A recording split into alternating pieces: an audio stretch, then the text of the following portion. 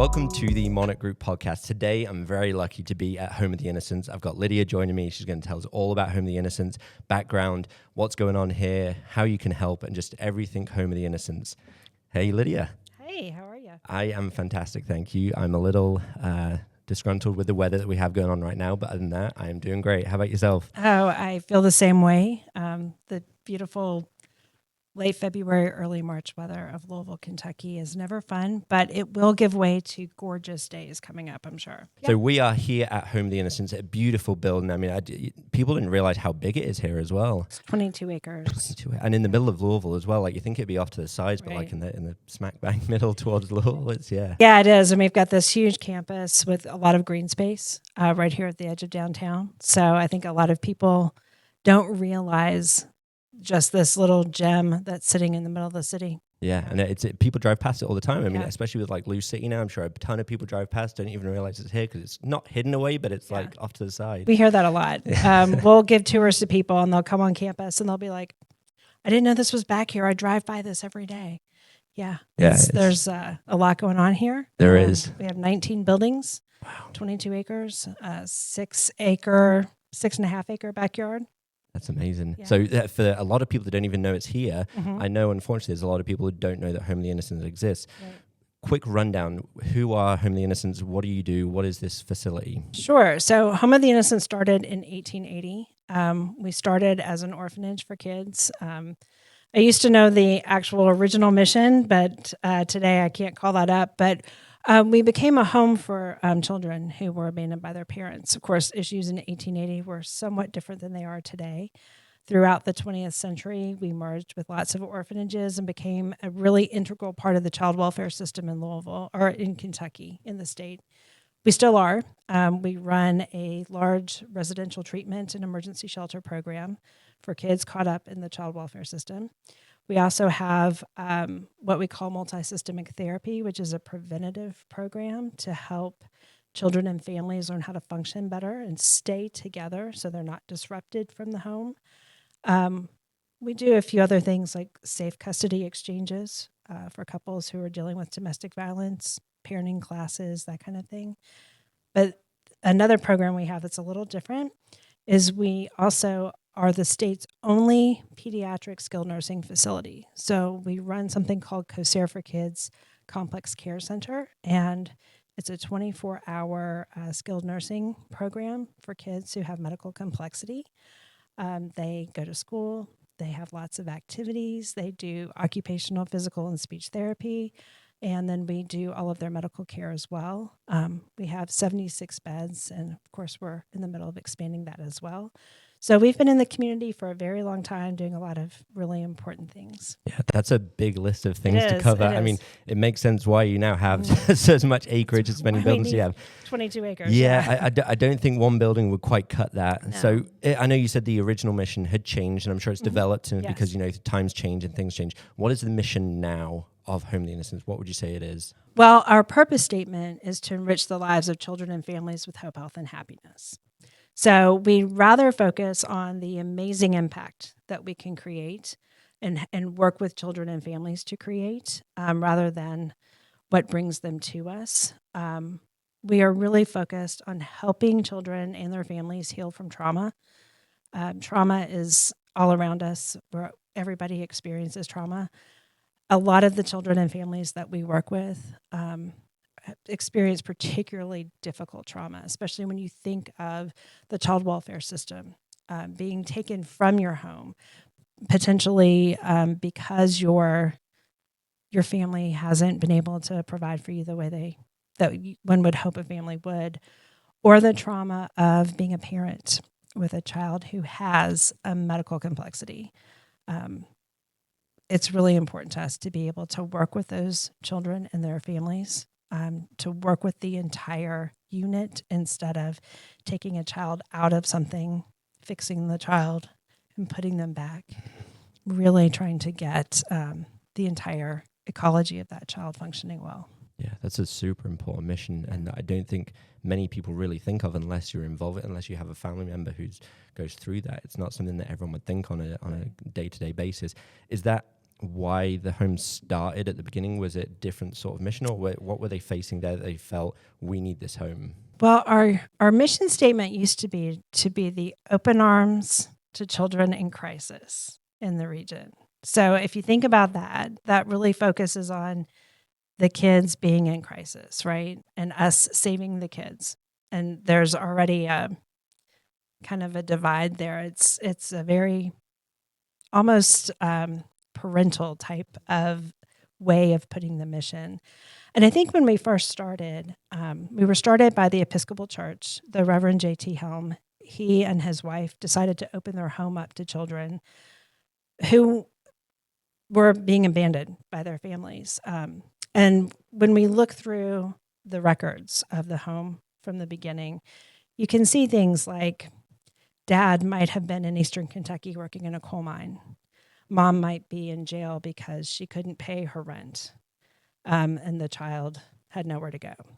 Or one or both of them might be dying from the flu or from yellow fever or smallpox. There was a real need they saw, and they wanted to be able to fulfill that need. So they opened their home to these kids. That is kind of the way we started. If you look at the early 20th century and the advent of child welfare systems, children were not taken care of the way they are today. Government programs for kids and for the welfare of children didn't exist until the late 1800s.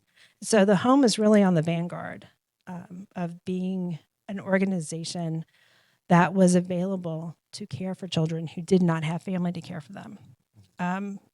You really looking through the 20th century, you start to see the idea of children, protecting children and taking care of children because they're our future, That's how the home started. In the 1970s, we merged with the Jewish Home for Convalescent Children. I believe that's the name of it. Say that 10 times fast. Right? And that's what started our complex care center, which doesn't look like on the face of it, it fits in that model of child welfare. But we have a history of trying to fulfill the need in the community that we see. Mm-hmm. And that was a real need. The board of that organization came to us in the 70s and said, we need help. And so we said, okay, we're going to do it. They came to us with 3 children in their care. Today we have 76. I know one could say in 50 years, you're only serving 76. It's a tough mission. Yeah. 76 is a lot of kids. Yeah, but in my mind, I feel like it's like 1 is great. Yes. It's better than 0. Yes. It doesn't matter what the number is. You all are doing the business and helping kids, which it's better than not doing it. And I feel like that is, from what you said, from the beginning, that I'm sure it's a few kids, and then it's just increased and increased. It's every time the home has seen this is somewhere we can help, or this is someone that needs to be helped. How do we do that? What would you say are some major milestones from foundation to now? Because obviously it started off at 1 house and now a full complex. I know there's a lot that went in there. What would you say are some major things that changed or growth that happened? Right. Well, and let me just preface this by saying that anybody who's really interested in learning what's printed out there, we do have a timeline on our website. And the Filson Club does hold all of our documents from our historical documents. So those are just some resources for anybody who's interested. I would say like in the 1920s and 30s, that's when we really got connected to the state to start working with the child welfare system. And when we really started this kind of combining with other orphanages. So that, our census or the number of kids we could serve kind of grew from like 8 to all of a sudden we were able to do 15, and then we were able to do 20 or 30. That started to feel like it was making impact. Of course, the merger with the Jewish Home for Convalescent Children in the 70s, that was a major expansion to our mission. Moving on to this campus in 2003 really exploded that, because we were able to expand. Instead of having a cramped building with a lot of different kids in it, we have, 6 different buildings for our residential program. We have 5 different buildings for our complex care center. All of a sudden, we were able to grow and really put some some emphasis on increasing the number of people that we could serve. So those are the real milestones. And I think 2003 is the one a lot of people in town remember because it was a big deal when the Home started building this campus. I would say what we're doing today is another major milestone. And we're in the midst of what the Home 5.0 looks like. If you want to say. I'm definitely excited to hear about that. Yeah. But before we go into that, I do want to learn more about the campus that you have Sure. now. So obviously it's not just one home. I know you've got a lot of kids in here that are being helped. Go over the facility. What is there? So I know there's like different neighborhoods. There's different go into it. Let people know about the building. Sure. So we have on one side of campus, we have a 3-story building that houses a partnership that we do with Norton Children's Medical Group. They run a pediatric practice here on campus that is open to the community, but also focuses on serving the kids we have on campus, which is really great. On the second floor of that building, we also have our foster care program. So we do have about 60 licensed foster homes. Some of them are here in Louisville, some in the E-Town area. We have an office in E-Town as well. We also have our multi-systemic therapy team, our safe exchange team, and our parent education team are up on that second floor of that building. And then we do some forensic interviewing for child abuse victims or survivors of child abuse up on the third floor with another partnership with Norton. So that is, as you come onto our campus, that's a big 3-story building to your right when you come on. When you come into the main building, which feels like it's one big building, but it's actually 13 that are connected. Wow. On the left side is our residential program, and we have 6 cottages, and they all have names. They're named for the companies and the people who helped us get them started when we built this campus, well over 20 years ago at this point. But they each house a population of about 10 to 12 youth of varying degrees of acuity with regard to how traumatized they are, how they're reacting to their trauma. The average age of youth on that side of our house is about 13, 14. So we serve kids in that program who start as young as 11 and go up to age 17. They have therapy, both individual and group therapy where it's appropriate. We try to do family therapy. They go to school. We have a school on campus. It's called Weinberg Academy. We serve kids from all over the state. So kids from McCracken County or Pine County might come to us here, and they can't go to school, obviously, in their home counties. So we provide school for them on our campus. A lot of kids who are in the child welfare system and who are dealing with the types of trauma these kids deal with have a very difficult time succeeding in school. So our school is really able to kind of slow down, meet the kids where they are, get them caught up, really tailor the curriculum to their needs. We graduate about 5 or 6 kids from those schools every year.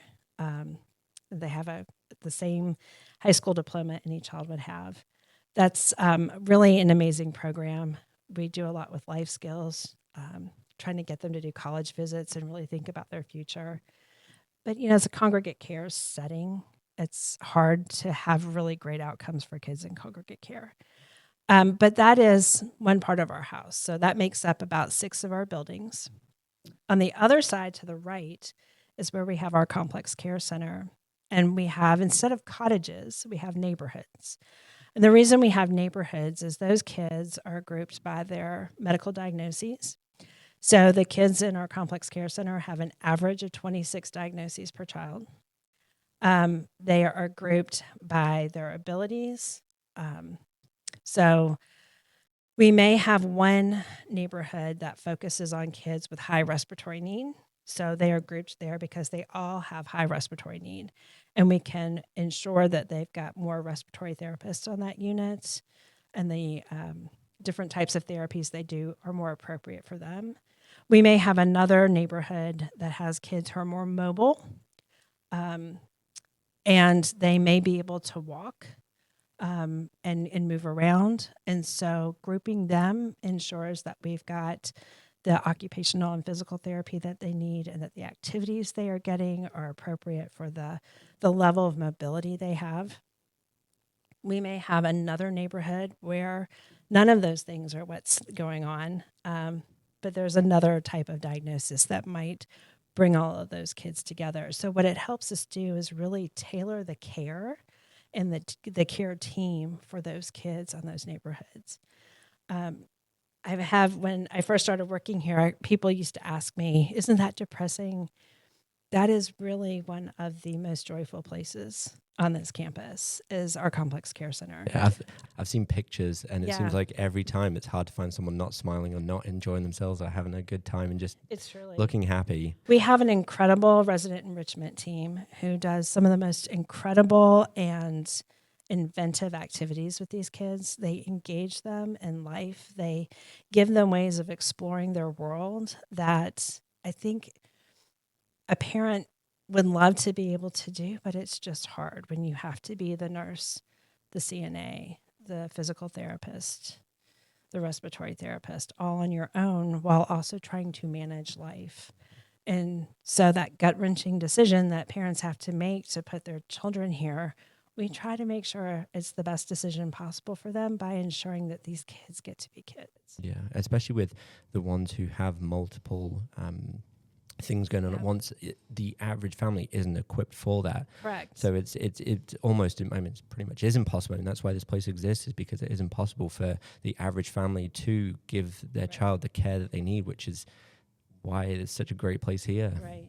And a lot of families try, and I applaud the families that do try. And you know, our state has waiver programs designed to help families be able to care for their kids at home.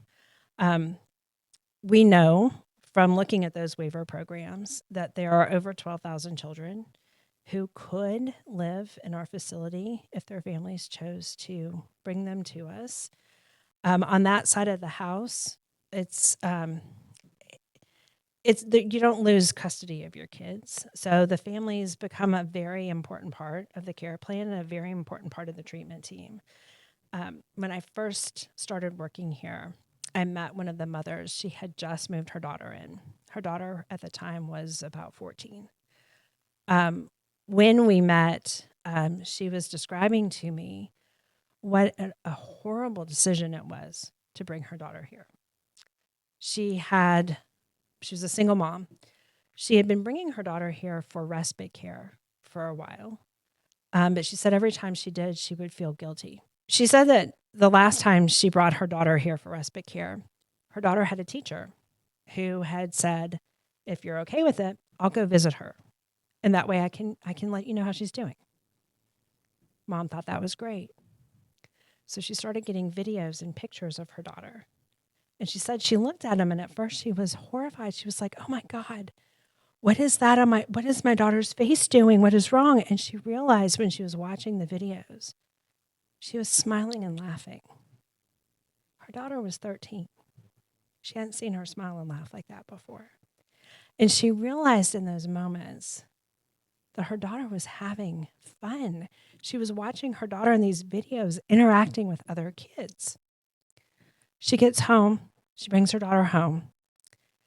She has a moment where she is bathing her daughter, and her daughter has a seizure in the bathtub, and she can't get her out. Her daughter is 13, 14 years old. Mom can't get her out of the bathtub. She has to call for help. And in that moment, she said she realized, this is only going to get worse. I can't do this. And she remembers she's just watched these videos of her daughter having an amazing experience at Home of the Innocents. So she started realizing, this is what I need to do. She and I sat in my office and cried for about 2 hours that day. And it was the first time, and it was one of the first experiences I had when I started here, of really understanding that when parents bring their kids to us, it is a gut-wrenching decision for them. No parent wants to think they can't care for their children. No parent wants to have to make the decision that someone else has to do this for them. But what she told me was when she made that decision and when she became okay with it, she got to have a new relationship with her daughter. Gone was the stress. Gone was the resentment. Gone was the exhaustion. She was able to come here after work and just be with her daughter. She was able to develop a whole volunteer system that she came in. She volunteered. She got to know her daughter's friends. She got to know her daughter's care team. It really changed her relationship with her daughter. And she got to know her daughter on a level she wouldn't have gotten to otherwise. I will never forget that story, ever, because I think that's the power of what we can do. And that's so much more than just we cared for a kid. We changed that family's life in a really positive way. And her daughter gets to stay with us today. And that's amazing. That's awesome. I don't think I'll forget that story. That's, I mean, it's so impactful. Like, you can understand it from the parents' side from the parents' viewpoint, completely valid, like, struggles and stresses that this is, you know, an extension of you. I mean, I know my mum says it's like, you're just a part of me that's broken away and's gone off on her own. So I completely understand that you are giving up a part of yourself, it feels like at the time, but then seeing the smiling face, I'm sure that she's like, okay, I can just be mother-daughter here and not anything else. It's just, and that's amazing. Yeah. I mean, it really changed the way I look at what we do down there. Yeah, and I think that's a important story that more people should know about. Especially, I'm sure you tell it whenever you have people come in and sitting in the same. It's a great. You need to bring that mother and be like, you need to tell this to other people. He actually recorded that story in a video for us. About 8 or 9 years ago. We'd have to go back through the archives. I'm sure we could find it somewhere. But she was pretty amazing. She, as her child has gotten older and she's done more things, she's not as connected as she had been, but she's someone that really special light.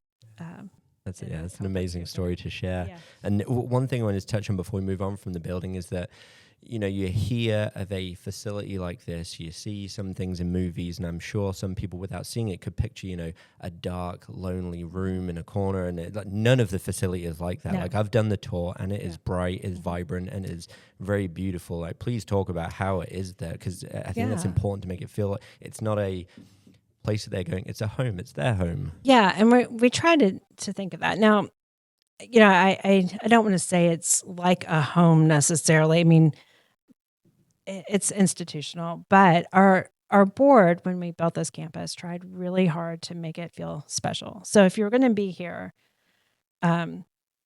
acknowledging that it is what it is, it's going to feel special. And so we have a hallway that connects all of our buildings, or most of our buildings. It's an interior street, and it's cobblestone, and we have city scenes, and it just looks like you're walking down a street when you come in, almost a little bit like Disney World,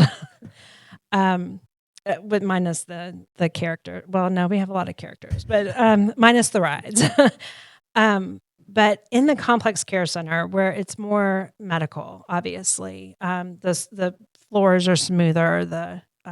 We've got, you know, nurses' stations, and it looks like a medical unit, but the colors are bright. It has lots of natural light, lots of large windows. There's no dark place in it. And the kids get to do a couple of things. When they are in their rooms, they get to personalize their rooms. So you really walk in and get a sense of these kids' personalities. They also get to personalize their wheelchairs. Something really special that we have here is we have a team that does nothing but break down and rebuild wheelchairs. Now, if you're not involved in, you know, pediatric complex care, you're probably thinking, what in the world? Children grow. Children in wheelchairs grow. Their wheelchairs have to grow with them. Their spines curve, all kinds of things. And our team can truly do some amazing things with those wheelchairs. And so every child gets to personalize what their wheelchair looks like in terms of the colors, what's embroidered on the cushions, the themes of the wheelchairs, and they are so inventive in how they match the curvature of the kids' spine, so the kids are completely supported and comfortable in those wheelchairs, because so many of our kids are in their wheelchairs for a very Well, for most of their lives, because that's how they get around. Mm-hmm. And Do you have a favorite wheelchair Oh my or gosh. theme? Do I have a favorite? I don't know. I'm not downstairs as much as I used to be, so it's harder to pick out. We have one young woman who is in her mid-20s now. For a long time, she had a Twilight themed wheelchair. And that was fun. Yeah. We got to, as a staff, really participate in things like helping her do lemonade stands so she could raise money to purchase Twilight dolls because she loved Twilight so much. She used to entertain herself by writing Twilight fan fiction. Oh, nice. These kids they're amazing. Yeah, they're kids. They're I mean, kids. just like any Yeah. other kids, just with a few different life That's challenges. right. Yeah, Their lives just look a little bit different, but Yeah. they're pretty amazing. That's awesome. And for families and kids staying here now, one thing that I know some people will think and wonder on is how much does it cost for kids to be here? Like, how do the families pay for that? Right. So nothing, basically. The kids in the child welfare side, obviously, they're wards of the state. They are not here on vacation, so they would tell you they don't want to pay to be here. But the state pays for that through the Department of Community-Based Services because those kids are wards of the state. The state foots the bill for that. On the complex care side, that is a reimbursement from Medicaid. So for children who are medically complex, the state has a state health plan that ensures that it's caring for certain medical complexities. And so it doesn't cost anything to those families. That's amazing. Yeah. I mean, that's, going through that situation, not only having the hard choice of, do I take my child here, to then have to think of like financially would just make the whole situation just 10 times worse. Right. It really is. And even for families, so Kentucky has something called the 1915 C waiver program, and those are basically home and community-based waivers. And that is a way that the state is trying to ensure that kids or adults, anybody with medical complexity, are still in the community. Studies show, and it's very true, that people who are able to live at home, who are able to live in their communities and be a part of their communities, do better than people who live in an institutional setting.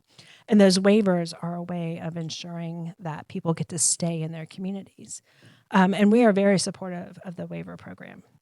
But for families who have kids with medical complexity, that adds, there's an extra layer of complexity there because families have to work.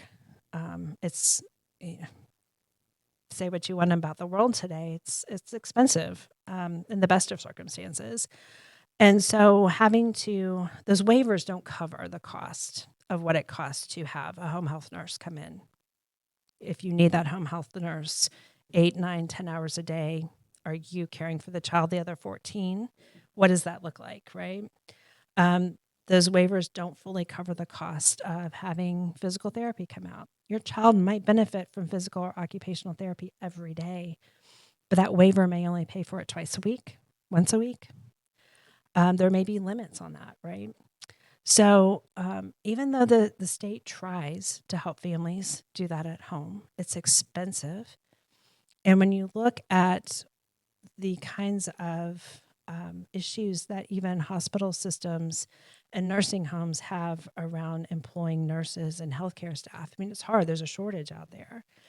It's even doubly harder for the family who's trying to care for their child at home. Now, I don't want to say that it's impossible. It's not impossible. Families do it all the time, and they do it beautifully all the time. I have met some incredible families who do incredible stuff with their kids. But some of them will tell you they have to work 3 and 4 jobs to make it work and still figure out how to care for their children. So, yes, we do feel that Home of the Innocents, our complex care center, can provide a lot of financial, physical, and emotional relief for a family who wants to place their child here. We would never tell a family they have to. Any family who wants to try to care for their children at home deserves to have the resource they need to care for their families at home. We've got to be able to do both. But clearly there are some kids who need a higher level of care, and we're thrilled that we can be here to provide that. And it gives people the option, so they're not forced Right. anyway. It's, evaluate everything and pick what's best for you. Right. If you need us, we are here, Right. which I think is great. It gives people that peace of mind that they are doing what they feel is best. And, for those, I know there's some families out there who don't have that Correct. possibility. I mean, Correct. some, they may have 3 or 4 other kids. It's not, they can't just devote everything to one. They've got a Right. full family to take care of. Yeah. Well, it's amazing though that the people do come here don't have to pay them. That's Right. amazing. I mean, that's just I think a lot of people need to really understand that. And we've shared a lot about the history, who's cared for. I think we'll probably take a pause right here, and then we'll go into a second part, which we will then post. So we'll take a pause right now. All right, that sounds great.